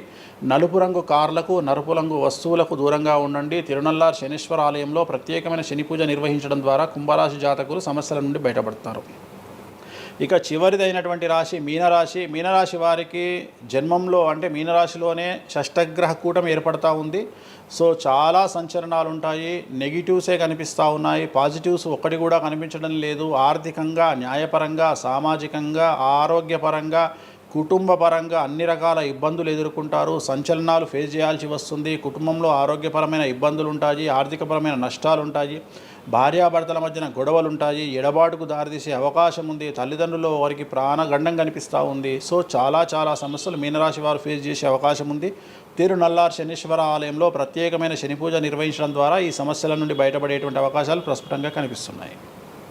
ఇవి 12 రాశుల వివరాలు. స్వామి, ఇది మామూలుగా పంచాంగం చూసి చెప్తూ ఉంటారు, మీరు ఏం చూడకుండా ఇవన్నీ ఎప్పుడు నోటికి వస్తాయి కదా, ఇంకెందుకు? ఎవరెవరు ఎక్కడున్నారో తెలుసు కదా. అచ్చా. శని కుంభంలో ఉన్నాడు, మీనంలోకి వస్తున్నాడు ఈ నెల 30. ప్రజెంట్ వృషభంలో గురువు ఉన్నాడు, మే 9కి మిథునంలోకి వస్తున్నాడు. Practice makes perfect. రోజు ఒక్క జాతకం రాయడానికి, రోజు 100 జాతకాలు రాయడానికి చాలా తేడా ఉంటుంది కదా. చూసి ఉన్నాం కదా, పెద్ద అవసరం లేదు. టైం లేకుండా జాతకం చెప్పేవాడిని ఇండియాలో నేను ఒక్కడే. పుట్టిన టైం లేకుండా జాతకాన్ని చెప్పేవాడిని నేను ఒక్కడే. నాకు టైంతో పని లేదు. డేట్ ఆఫ్ బర్త్ ఇస్తే చాలు. నాకు చెప్తారా? డేట్ ఆఫ్ బర్త్ ఇస్తే చాలు. టైం వితౌట్ టైం నేను చెప్పేస్తాను జాతకం. ఇప్పుడు ఒకసారి చెప్పనా? నాది ఇప్పుడు చెప్పనా? ప్రాక్టికల్ ఎందుకు అన్ని సంచలనాలు చెప్తా కదా నేను, మళ్ళీ కెమెరా రికార్డ్ అయితే. ఓకే, వద్దులే. నాకు నార్మల్ చెప్పేది అలవాటు లేదు కదా. నా దగ్గరికి రావాలంటే ప్రిపేర్ అయ్యి రావాలి. అంటే నేను సొల్లుపురానని చెప్పా, 40 ఏళ్ళకి ఇల్లు కొంటావు, 50 ఏళ్ళకి నరుకుతావు, కొరుకుతావు, ఇవి కాదు. వచ్చే 6 నెలలు జైలుకు పోతావు. నీకు విషయం ఎవరిదైనా. సో ఈ టైంలో డివోర్స్ అవుతుంది, ఈ టైంలో యాక్సిడెంట్ అవుతుంది. అంటే చెడును తెలుసుకోవడం వల్ల చెడు నుండి బయటపడడం ముఖ్యంగా. నేను చెప్పినా చెప్పకుండా నువ్వు కారు కొంటావు. నువ్వు కారు కొనడం అనేది it is very normal, right? నువ్వు ఇల్లు కొనడం అనేది నార్మల్. నా దృష్టిలో చెడు చెప్పడం వల్ల చెడు నుండి తప్పించుకోగలిగితే చాలు అనేది. నేను నీ మంచిని ఎవడు ఆపలేడు, చెడు ఆపొచ్చు. ఇప్పుడు నువ్వు బెంజ్ కారు కొనుక్కుంటా అంటే, నువ్వు ఒక BMW కొనుక్కుంటా అంటే నేను ఆపను. కానీ BMW 140 పోతే ఆపుతా. నేనేమంటా, భగవంతుడు నీకు BMW ఇచ్చింది భగవంతుడు, కానీ 180లో పోయే కక్కుర్తి నీకుంటే నేనెవడు కాపాడలేడు. హైదరాబాద్ రోడ్లకు 120 లాస్ట్, 140 పైన బండి షేక్ అవుతుంది ఈ రోడ్లకు. సో 120 కంటే ఎక్కువ పోకు అని చెప్తా. కానీ దేవుడిని అయితే నీకు BMW ఇవ్వద్దు అని నేను చెప్పలేను కదా. సో నీకు BMW దేవుడు ఇస్తాడు. సో నువ్వు స్వయంకృత అపరాధం చేసుకోకుండా కాపాడాల్సిన బాధ్యత నాది. బాబు ఫ్యాటీ లివర్ ఉంది, మందు తాకు. బాబు రంగ్స్ దొబ్బినాయి, సిగరెట్లు ఆపేసాయి. బాబు ఇగో పనికి మాలిన కసినోనో పేకాటనో ఆడకు, ఉన్న ఆస్తంతా సర్వనాశనం అయిపోతుంది. సో ఇవి చెప్పడం నా ధర్మం. అంతేగాని నువ్వు కారు కొంటావు, నువ్వు తోపైతావు, తురుమైతావు, నువ్వు ఎట్లాగైతావు. ఈ లివర్ మీరు ఎలా చెప్తారు? లివర్ పోయింది ఇవన్నీ జాతకంలో రవి నీచంలో ఉంటే లివర్ పోతుంది. శని రవి కలిసి ఉంటే లివర్ పోతుంది, లివర్ క్యాన్సర్ వల్ల చనిపోతారు. శుక్రుడు రావు కలిసి ఉంటే ప్రోస్టేట్ క్యాన్సర్ వల్ల చనిపోతారు. చంద్రుడు నీచంలో ఉంటే ఆడవాళ్ళకు బ్రెస్ట్ క్యాన్సర్ వస్తుంది. డాక్టర్లు చెప్తారు కదా. Medical astrology. ఇప్పుడు 100 మంది నాకు హైదరాబాద్లో ఫేమస్ డాక్టర్లు అందరూ నా క్లయింట్లు, నాకు ఫ్రెండ్స్. జ్యుడిషియరీ మీద నాకు అవగాహన ఉంది. శుక్రుడు రావు కలిసి ఉంటే జైలుకు పోతావు. వాళ్ళు ఏం పోతే మీరు చెప్తుంటారా డాక్టర్లు?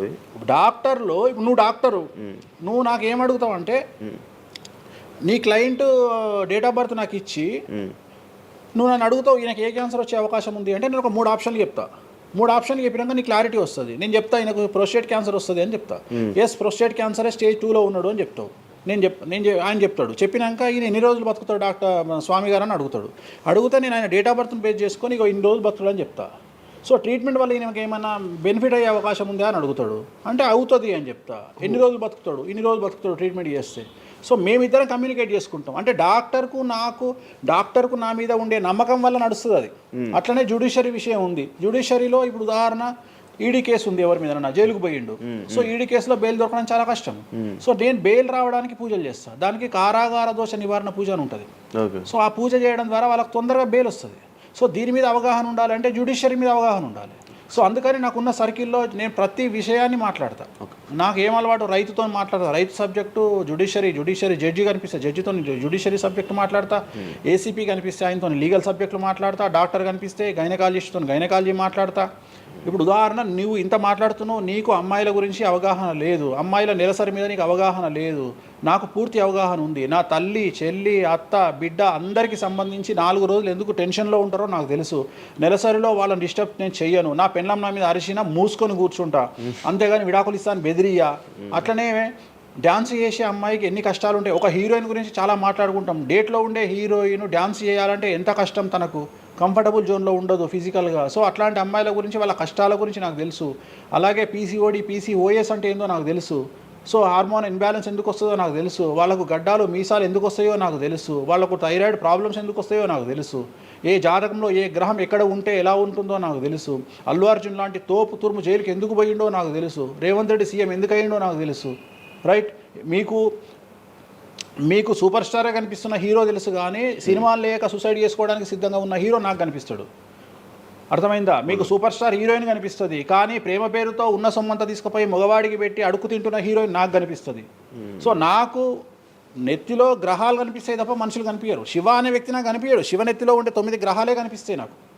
జస్ట్ శివ అనేది ఒక పేరు నాకు, బట్ నా 9 గ్రహాలే కనిపిస్తుంటాయి. ఆడుతుంటాయి, డ్యాన్స్ ఆడుతున్నది నాకు కనిపిస్తుంటాయి. నెక్స్ట్ ఇట్లా జరుగుతుంది శివకు నెక్స్ట్ 1 ఇయర్లో. అది నాకున్న ప్రాబ్లం. కనిపిస్తాయా? నాకు అదే కదా, నా దరిద్రం అదే కదా, నాకున్న ప్రాబ్లం అదే కదా.